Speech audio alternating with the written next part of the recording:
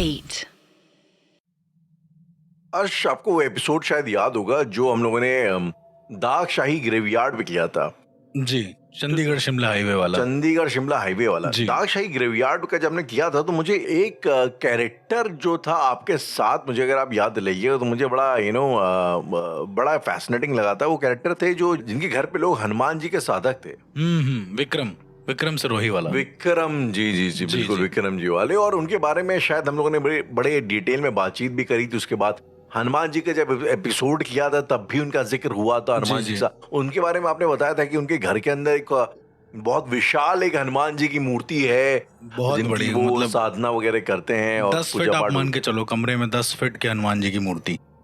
10 feet के मतलब हनुमान जी जितना की बड़ा मूर्ति कमरा है उतनी बड़ी प्रॉपर मूर्ति, और फिर पूरा राम दरबार और सब कुछ। ये विक्रम के घर की बात है, घर के अंदर की बात एक है। प्रॉपर मंदिर जैसा माहौल है, प्रॉपर मंदिर जैसा माहौल है। तो ये इस किस्म के जब लोग होते हैं ना, मुझे बड़ा एक फैसिनेटिंग लगता है हर्ष, कि जो एक अपना एक जिनका ये जो गार्जियन और गार्डिंग वाला जो इनका जो तंत्र होता है वो एकदम सॉलिड होता है। मतलब वो अपना ये डिफेंस वाला जुगाड़ अपना सॉलिड लेके चलते हैं। बहुत उसके बाद फिर वो जो है पैरानॉर्मल की फील्ड में उतरते हैं। मुझे शायद मैंने भी देखा है, जब आप जाते हैं तो आपके हाथ में एक रुद्राक्ष की माला रहती है जो शायद आपके गुरुजी ने आपको दी हुई है। वो कहीं ना कहीं आपकी प्रोटेक्शन करती है। तो ये सब चीजें ना मुझे बड़ी कभी कभार फैसिनेट करती हैं। कहते हैं अगर बुराई यहाँ इतनी है तो अच्छाइयाँ भी हैं। मतलब तो आपके सुरक्षा के लिए भी चीजें ऊपर वाले ने ऐसी बनाई हुई हैं। ऐसा नहीं कि अगर मैं चुड़ैलों प्रेतों इन सबसे घिरा हुआ हूँ तो मैं मतलब बहुत बड़ा कोई मतलब भगवान हो गया है। ऐसा तो नहीं हो सकता। ऐसा नहीं है। इनके पास भी अपने एक अपरेटिस हैं जो सिक्योरिटी के लिए काम और आते अगर हैं। वो नहीं होते राहुल तो लेट मी टेल यू, इतने डरे हो जाते हैं ना उस समय की, मतलब सोच नहीं सकते आप। क्योंकि एग्जैक्टली क्योंकि उस time and I am just imagining कि माहौल ऐसा होता है कि इंसान खाली बस रिएक्शन ही कर सकता है। सोच के रिएक्शन नहीं कर सकता फिर। हाँ, मतलब आप क्या है, आप सोचो ना, आपने जिंदगी भर जब बहुत सारे कुत्ते हैं आसपास, और जंगली कुत्ते हैं, वो भी जंगली सुअर हैं एक तरीके के मान लो, और आप उनको हाँक रहे हो बढ़िया एक घेरे में खड़े हो कि उस घेरे में कोई आ नहीं सकता जी। और आप घेरे के बाहर निकल गए हाँकते हाँकते, आपको आइडिया नहीं है घेरा उधर बना हुआ है या घेरा मिट गया, फिर भी आप हाँक रहे हो, तो जंगली कुत्ते सोचेंगे नहीं तुम्हारे ऊपर अटैक करने से। शिकार बन जाएगा वाली वो बात। मतलब बन ही जाएगा, मतलब मर ही जाते हैं। आधे लोग ऐसे मरे हुए हैं पैरानॉर्मल में राहुल, बनी सी बात है। मतलब मर जाते हैं साधक, ऐसे कई सारे होते हैं। और कहीं मैंने देखा है कि जब आप किसी के भक्त, और खासतौर पर अगर आप हनुमान जी के भक्त होते हैं तो वो चीज कहने के आपके एटीट्यूड के अंदर ही आ जाती है। बिल्कुल आ जाती है। ये मुझे इससे याद आता है, हमारे ताऊजी हुआ करते थे जिनका जिक्र मैंने एक आध बार पहले भी किया। वो अपने जमाने में पहलवान टाइप के थे, और मैंने बताया आपको कि वो एक भैंस को बचाने के चक्कर में उनका एक पाँव खराब हो गया, लंगड़ाते थे। और एक बार वो लखनऊ आए थे पहाड़ों से, और कोई शायद चारबाग के आसपास कोई, अब ऐसा लोग बताते हैं, तांगा जा रहा था, इन्होंने चलते चलते इनकी टांगे से टक्कर हो गई और टांगा पलट गया। अब ये उनके बारे में कहानियां जो बड़ी प्रचलित है, बताया भी है, 2-4 लोगों ने मुझे बताया। सुनने में यकीन होता नहीं, लेकिन जब कोई बताता है तो लगता है कि चलो हो सकता है। तो उनके बारे में एक बड़ी कहानी बहुत पॉपुलर है। वो बड़े मासूम किस्म के थे, और एक बार की हमारे मतलब एक पास का कई गांव है, वहां पे वो रात में कहीं से आ रहे थे और वहां पे कोई चुड़ैल का साया था, ऐसा लोग बोलते हैं। ओके। तो वो जब आप जाते थे वो आपको पुकारती थी। तो ये जो है जब वो जा रहे थे तो उस टाइम बैसाखी में जा रहे थे, और पीछे से उन्हें आवाज लगी, ऐसा लोग बोलते हैं, और 2-4 लोग और भी थे। तो इन्होंने एक बार चिल्लाई वहां से वो, तो इन्होंने यहाँ से खाली ऐसे उसको गलियाते हुए बोल दिया कि अरे चलो बाद में आना, कल आना चल यहाँ से कल आना, ऐसे। और जिस जाए से मतलब वहां ऐसा खौफ था कि लोग 6 बजे के बाद निकलते नहीं थे। ये रात में वहां पे अपनी गैया चराते हुए आ रहे थे, उसको गलिया दिया ऐसे ही जी, इसके चल जो है कल आना। तो ये जो माइंडसेट है ना, मुझे माइंडसेट बड़ा ही फैसिनेट करता है। इसमें एकदम निर्भय निडर टाइप का जो इन लोगों को भक्ति, और वो कैंची धाम के बहुत बड़े भक्त हैं, हनुमान जी के बहुत बड़े भक्त हैं। तो हर्ष, मेरा सवाल इस एपिसोड में ही था कि क्या आपने जैसे आपके पास तो कुछ एपरेटिस वगैरह हैं, लेकिन क्या आपने कभी ऐसे अपने केसेस में देखा है कि कई बार लोगों की भक्ति ने उनको बचा लिया हो एकदम एंटिटीज से और विषम परिस्थितियों से? बहुत सारे ऐसे केसेस। अब जिसकी बात कर रहे हैं विक्रम, वो ऑलरेडी मतलब खैर वो भी एक पैरानॉर्मल एक्सपर्ट है, वो भी लोगों को सही करता है। तो मैं वो, और जब हरीश भाई हम लोग तीनों लोग गए थे दाक्षाई ग्रेवयार्ड, खैर उसकी तो पूरी कहानी पड़ी हुई है, लेकिन उससे भी ज्यादा जब मैं उनके फादर से मिला हूं तो मैंने आपको बताया है कि वो हनुमान जी के साधक थे और प्रॉपर उनके चेहरे से लेकर मतलब हाव भाव सब ऐसा लग रहा था हनुमान जी बैठे हुए हैं। आप ऐसे मान के चलो, हनुमान जी तो नहीं लेकिन उनकी ऊर्जा है, उनकी ऊर्जा का कुछ अंश बैठा हुआ है, ऐसे आप मान के चलो। से मतलब आप जिस भगवान की आराधना करते हैं राहुल, आप जिस शक्ति के उपासक होते हैं, आपके शरीर में उस शक्ति की झलक दिखती है। बनी सी बात है, आप अगर शिव भक्त होंगे तो आपके अंदर शिव भक्त की एक झलक दिखेगी। आप बड़े बैरागी किस्म के होंगे। आप अगर हनुमान जी के भक्त होंगे तो आप मतलब कह सकते हैं कि आपके अंदर भले बल ना हो पर आप सामने वाले को लगेगा कि आपके अंदर बल है। आत्मबल बहुत ज्यादा होगा, आत्मबल बहुत ज्यादा हो जाएगा। हनुमान जी सिर्फ बल के स्वामी नहीं थे। फैसिनेटिंग बात है, मैंने देखा कि जो लोग आमतौर पे बिजनेस में रहते हैं वो लोग कृष्ण जी की बड़ी साधना करते हैं, क्योंकि कृष्ण जी थोड़े से सौम्य टाइप के और प्रैक्टिकल टाइप के हैं, राजनीति के टाइप के हैं, राजनीति टाइप के हैं वो। अब जैसे शिव जी का क्या है कि वो अपने जंगल उसमें मस्त हैं, लेकिन ये है थोड़ा कि प्रैक्टिकल रियल लाइफ में, यहाँ वाली लाइफ में रहते हैं, सोशल लाइफ में तो आई थिंक मतलब ये सब हमें लग रहा है ये सब अपना अपना एक बिहेवियर अभिव्यक्त करते हैं जिस तरीके से, और हम लोग उस बिहेवियर के एक कह सकते हैं क्या लाइन में ही चलने वाले कुछ इंसान है एक तरीके का। आप मान के चलो जैसे शिव जी का जो बिहेवियर है, अब उनके जो उपासक होंगे वो एकदम बैरागी हैं, दिन दुनिया से कोई मतलब नहीं है। वहीं पर कृष्ण के उपासक जो हैं वो बड़े ही थोड़े से चंचल स्वभाव के होंगे और थोड़े मतलब वैसे कूटनीति के टाइप के भी होंगे। मतलब ये मैं पर्टिकुलर नहीं कह रहा हूँ, वो कैसा भी बिहेवियर हो सकता है। बात इसमें आई मीन थोड़ा फन ये भी है, जैसे शिव जी का आपने बोला कि बिल्कुल होंगे, जो महाकाल अकाल के भक्त होंगे ज्यादातर बैरागी किस्म के लोग ज्यादा होंगे। और एक जो शिव जी का भोले भंडारी वाला जो वो है रूप है जिसमें वो माता पार्वती के साथ रहते हैं, वो शायद से जो एक पारिवारिक आदमी होगा, दाम्पत्य आदमी होगा जी, वो उसको ज्यादा अपील करेगा। बिल्कुल। तो मतलब अब जैसे आपने ये बोला कि जो जैसा होता है वो उस तरीके से भक्ति एक जो टर्म जिसको हम यूज करते हैं जी, कि भाई हम शिव की भक्ति करते हैं या हम विष्णु की भक्ति करते हैं, हम इंद्र के उपासक, तो मतलब ये जो बोलने का टर्म है ये बड़ा ही यूनिक है राहुल। और जी मुझे ऐसा लगता है कि अब जो होता है ना भक्ति और आस्था, भक्ति में कितनी आस्था है, कितना फेथ है तुमको अपने भगवान के प्रति या उसके प्रति, वही तुमको बचा लेता है कहीं ना कहीं। आपका सवाल भी यही था कि क्या मतलब क्या ऐसा होता है कि ये चीज तुमको बचा। उदाहरण के तौर पे जैसे आपने भी एग्जांपल दिया अपने दादा का शायद, है ना, तो उस एग्जांपल में वो हनुमान जी का एक बिहेवियर लेकर चल रहे थे, एक कह सकते हैं कि उनकी एक प्रथा लेकर चल रहे हैं, अपने शरीर में उनका एक अंश लेकर चल रहे हैं, तो वो उसी तरीके से रिएक्ट करेंगे। इफ अगर उस केस में हनुमान जी होते तो क्या करते राहुल? वो भी ये कहते हैं तुम जाओ, तुमसे क्या मतलब, मैं हनुमान हूँ, सीधी बात है। शिव का भी वही है कि मतलब मुझे मतलब ही नहीं, तुम भूत हो, चलो ठीक है तुम मेरे साथ चलो, हमें कोई दिक्कत नहीं है, सही बात, तुम प्रेत हो, तुम मेरे साथ ही चलो, आओ। लेकिन हर्ष इस एपिसोड में मुद्दे की बात ये जी कि जो इस किस्म की भक्ति में लीन रहता है जी, उसको क्या वाकई में उस तरीके की प्रोटेक्शन प्राप्त होती है, मतलब बिना मांगे पैरानॉर्मल के खिलाफ, या कभी जैसे आपने कोई केस किया हो और मतलब वो एंटिटी अपनी भक्ति भावना की वजह से बच गई हो कुछ इस तरीके से? हाँ, मतलब परमानेंटली ये नहीं होता है कि आपने, देखिए राहुल बात ये है कि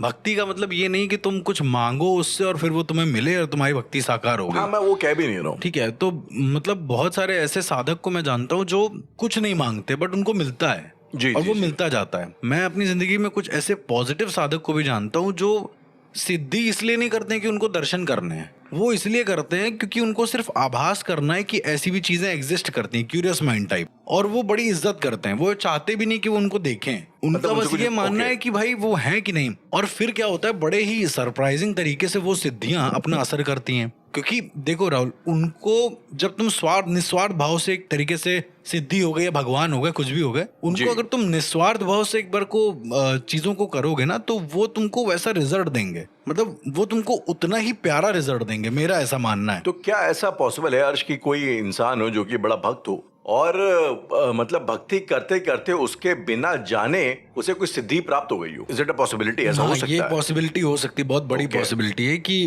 अब बहुत सारे लोग कहते हैं कि मुझ पे ऐसे कृपा है, ये है वो है। बहुत मैं ऐसे कॉमन लोगों से भी मिला हूँ जिनके ऊपर कृपा है, वो दिख जाता है कि मतलब इनके ऊपर कुछ ना कुछ मैजिकल है। मतलब मैं अपने एक दोस्त को जानता हूँ, वो इतना पॉजिटिव, आप उसको कभी किसी काम के लिए ना कह ही नहीं पाओगे। वो मतलब ऐसा है कि सामने आके बड़े एकदम शालीनता से बोलेगा तुमसे कि भैया यहाँ चलना है, और ये उसका लहजा नहीं है, मतलब ऐसे लहजे में मैं 1000 बार आवाज मॉड्यूलेट करके अलग अलग चीजों में वो करके बात कर सकता हूँ, कोई भी एक्टर बात कर सकता है, लेकिन उसकी बात में कुछ तो है, वो सामने आके बोलता है और मानने का दिल कर। सोचो मतलब अगर एज अ साधक के पर्सपेक्टिव से भी देखो तो शायद उसने कुछ ऐसा कर रखा होगा जिससे मान ले इंसान। लेकिन ये कोई बहुत सुपर नेचुरल नहीं है, मतलब टेक्निकली स्पीकिंग। लेकिन क्या अर्श ये पॉसिबल है कि सपोज कर लो किसी के ऊपर कोई भक्त है, हनुमान जी का ही भक्त है एग्जाम्पल के तौर पे, और वो उसकी भक्ति करते करते उसको सिद्धि प्राप्त होगी कि वो एक्सोर्सिज्म वगैरह भी कर सकता है? क्या ऐसे लोग होते हैं? क्योंकि मैंने सुना है ऐसे भी लोग होते हैं, एटलीस्ट क्लेम तो ये करते हैं कि हमारे को सिद्धि है, हनुमान जी की कृपा है। सिद्धि भी नहीं, हनुमान जी की कृपा है। तो शायद जो लोग सिद्ध वाले होते हैं कृपा ही बोलते हैं उसको, और वो कुछ चीजें हैं जो कर सकते हैं। बिल्कुल कर सकते हैं, मतलब आउट ऑफ नोवेयर। ये इसका लाइव एग्जांपल मैं ही हूँ, मुझे नहीं पता है कि ये क्या था। मतलब जब मैंने अपनी जिंदगी का पहला, कह सकते हैं कि एग्जॉर्सिज्म या उसको कुछ भी कह लो, जब मैंने पहला किया था तो मुझे नहीं पता था कि ये क्या है। नहीं, पर आपका जो है वो आपको क्या आपकी भक्ति की वजह से वो कुछ हासिल हुआ? ये डेस्टिन्ड था राहुल, ये पहले से ही। डेस्टिन मानते हैं? मैं इसको डेस्टिन मानता हूँ क्योंकि उस समय मैं कोई भक्ति वगैरह नहीं करता था, मुझे पता ही नहीं था कि मतलब एक्चुअल में डिवोशन का मतलब क्या है, एक्चुअल में मतलब क्या भगवान है। जो मैंने बताया था ना, मेरे दोस्त की बहन थी, उसको दिक्कत हुई थी, तो ये केस मैं बता चुका हूँ। तो उसमें ऑलरेडी मैंने कुछ नहीं कहा, मैंने बस इतना कहा कि ऐसा हो जाए कि भैया इसकी जो प्रॉब्लम है मेरे ऊपर आ जाए, ऐसा मैंने बस जाते ही बोल दिया। और ये आउट ऑफ नोवेयर मेरे मुंह से निकला, मतलब जबकि मैं बहुत ज्यादा सेल्फिश था उस समय पे, कि मतलब मेरा ही मेरा है, अपना अपना देखना था। लेकिन मैंने बोला और वो मुश्किल से कितना आधा घंटा लगा होगा, उसके बाद वो लड़की ठीक हो गई है। और लड़की पूरी तरीके से ठीक हो गई। जब मैं घर आया हूं ना, तब मुझे पेन होना शुरू हुआ है। तो दैट मोमेंट आई रियलाइज कि मैंने उसकी चीजें अपने ऊपर ट्रांसफर कर ली है समहाउ। ये होता है मेरे साथ, मतलब मैं ऐसे ही हीलिंग करता हूँ, मेरा हीलिंग का प्रोसेस ये है। आपने एक फिल्म देखी है द ग्रीन माइल करके? नहीं, मतलब क्या है उसमें? टॉम हैंक्स की है। उसमें टॉम हैंक्स बेसिकली एक जेलर होते हैं, और एक बेसिकली अफ्रो अमेरिकन एक एक्टर होता है जो कि कैदी होता है, और ये उसको ले जाते तो जो कैदी होता है उसके बाद इल्जाम होता है कि उसने 2 व्हाइट बच्चियों को मारा है। लेकिन वो कैदी का क्या था ना कि वो लोगों का छू के इलाज कर लेता था। मतलब कैसे? मतलब कि गवर्नर की बीवी को बीमारी थी, तो ये जाते शाम को उसको देखने के लिए, तो खाली सर पे हाथ रखते हैं और उनकी जो बीमारी होती है अपने ऊपर ट्रांसफर कर लेते हैं। उसके बाद जाके वो एकदम उसको बहुत पेन होता है, बहुत उल्टी ऐसी करता है वो, और फिर वो नॉर्मल हो जाता है। मतलब ये उसका ये होता है एक्चुअली, कॉन्सेप्ट एग्जिस्ट करता है, ऐसा कॉन्सेप्ट एग्जिस्ट करता है। बहुत सारे ऐसे, तो बहुत सारे साधक है, मैंने देखा है। मतलब राम अशोक जी ने जब मुंजा का केस सॉल्व किया था, तो मुझे आज भी याद है, उनको रात में नाक से ब्लड निकलता था बहुत तेज, और एकदम जैसे पानी गिर रहा हो वैसा ब्लड निकलता था, जबकि उनको ऐसी कोई बीमारी नहीं है, क्लिनिकली उनको ऐसी कोई बीमारी नहीं है। तो ये मैंने देखा हुआ है। मतलब जो इस तरह के साधक होते हैं, अब तो खैर चलो बहुत आगे आ गया, उस समय मुझे नहीं पता था साधक साधनाएं वगैरह वगैरह। नहीं, पर यहाँ पे सवाल अर्श ये है कि ये ऐसे जो लोग होते हैं ये नेचुरली मतलब ब्लेस्ड होते हैं उस चीज के साथ, या ये कुछ साधना वगैरह करके उसको अर्जित कर लेते हैं? यार मेरा ऐसा मानना है कि ये लोग नेचुरली ही ब्लेस्ड होते हैं। मतलब साधना इज द वे कि तुम, जैसे मान लो तुम्हें दिव्य दृष्टि प्राप्त है एक तरीके से, ऐसे मान लो आप देख सकते हो, अचानक से आंख बंद करके चीजों को देख सकते हो, समझ सकते हो। लेकिन उस दिव्य दृष्टि को तुम्हें किस तरीके से मोल्ड करना है, तुम्हें कैसे कितने विजन पे देखना है, कितना अपना व्यू रखना है, और किस व्यू में कितनी देर तक तुम्हें वो विजन दिखेगा, तो ये साधनाएं करती हैं। ये तुम्हारी साधना का मतलब प्रैक्टिस होता है, सीधी सी बात है। तुम उस चीज को मास्टर कर रहे हो, जो भी तुम्हारे पास विद्या है तुम उसको मास्टर कर रहे हो, दैट्स इट। और उसको मास्टर करने से जो तुम्हें अर्जित होता है वो सिद्धि होती है। नहीं, पर कई लोग ऐसे होते हैं ना जो हमारे जो गृहस्थ जीवन में आमतौर पे जो किसी साधना के लिए ऐसा भक्ति कर नहीं रहे, वो भक्ति योग के लिए भक्ति कर रहे हैं। उनको कोई हनुमान जी के प्रति आस्था है या कृष्ण जी के प्रति आस्था है, तो वो कर रहे हैं अपनी खुशी से, और शायद करते करते ऊपर वाले की भगवान की कृपा हो गई और समहाउ दे शाइन। मतलब इस तरीके के मैंने चीजें अपने आसपास सुनी है। कैंची के आसपास काफी ऐसे थे लोग, अब लोग क्लेम करते थे, कई लोग वाकई में ऐसे होते थे। मैंने मतलब एक हैं वो बड़े ही बिजी करके बड़े ही भक्त हैं हनुमान जी के, कैंची बाबा के, तो वो अभी तो नहीं तो कम से कम 99-97 साल के होंगे, और इस उम्र में भी वो मतलब पहाड़ के नीचे जाके बल्टियां उठा के ऊपर पहुंचाते हैं, लोगों की सेवा वेवा भी करते रहते हैं बीच बीच में। अभी जो बाढ़ हुई थी उत्तराखंड में आई थी तो उसमें भी गए थे जी। तो उनके शक्ल से अलग एक शाइनिंग होती है, दिखाई देती है। हाँ मतलब इस तरह के, अब इनको स्वसिद्ध साधक बोलते हैं भाई, जो जिसके बारे में हम ऑलरेडी बात कर चुके हैं। और एक चीज और, वो और कहते हैं कि वो लोगों का दमे अमे का इलाज भी कर देते हैं क्योंकि ऊपर वाले की कुछ कृपा है उनके ऊपर। हाँ मतलब मैं ऐसे लोगों को जानता हूँ जो लाइलाज बीमारियों को ठीक कर देते हैं, लेकिन वो कोई साधक नहीं है, बड़े आम इंसान है। मतलब कानपुर में जरीब चौकी एक एरिया है और उस एरिया में जब आप वहां से फजलगंज की तरफ बढ़ेंगे, मैं इसलिए बता रहा हूँ क्योंकि वहां पे सब जानते हैं इस एरिया को। तो जब आप बढ़ेंगे तो बीच में एक चाय की दुकान पड़ती है, वहां पर एक दादा बैठते हैं। मुस्लिम है वो। तो उनको ना कोई नॉलेज नहीं है कि वो बहुत बड़े कोई आलिम हैं, तांत्रिक हैं, उसमें कोई वो सही कर दें, पर उनके पास कोई आता है, वो कुछ पढ़ते हैं, मतलब चारों कुल पढ़ते हैं या कुछ भी पढ़ते हैं, वो नॉर्मल चीजें पढ़ते हैं, उन्होंने बताया। वो पढ़ के और फूंकते इंसान सही हो जाता है, उनकी फूंक में ताकत है। वो फूंक देते हैं, मतलब उनका ये दावा है कि अगर उनके पास इंसान 5 बार तक लगातार आएगा और वो 5 बार फूकेंगे तो 5वीं बार में तुम ठीक हो जाओगे पूरी तरीके से। पहली बार में कुछ आराम, दूसरी बार में कुछ आराम, और उसके बाद तुम हमेशा के लिए ठीक हो जाओगे।